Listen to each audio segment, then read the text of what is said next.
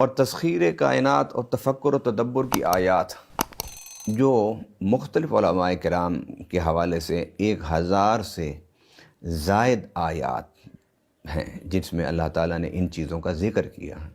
بالخصوص اسی طرح کہ جس طرح کہا جاتا ہے کہ 700 مقامات پر اور آیات ہیں جس میں اللہ تعالیٰ نے نماز کا ذکر کیا، عبادات کا ذکر کیا، روزہ اور حج اور زکوٰۃ کا ذکر کیا۔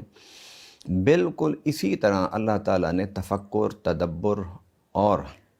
تسخیر کائنات کے حوالے سے جو ذکر ہے قرآن پاک میں وہ 1000 مرتبہ کے قریب ہے۔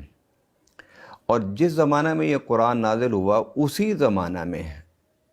اللہ تعالیٰ نے اپنے پیارے حبیب صلی اللہ علیہ وسلم کو سفر معراج عطا فرمایا، سفر معراج کی عظمتوں سے نوازا، سفر معراج کی رفعتوں سے نوازا، کیونکہ اللہ تعالیٰ پوری انسانیت کے سامنے بالعموم اور امت مسلمہ کے سامنے بالخصوص اس حقیقت کو رکھنا چاہتا تھا کہ جس زمانے میں قرآن پاک نازل ہوا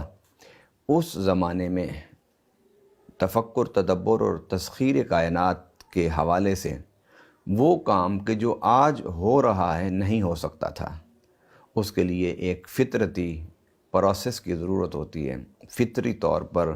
ایک ارتقاء کی ضرورت ہوتی ہے۔ اس فکری ارتقاء سے گزرتے ہوئے آج انسانیت اس مقام پر ہے کہ وہ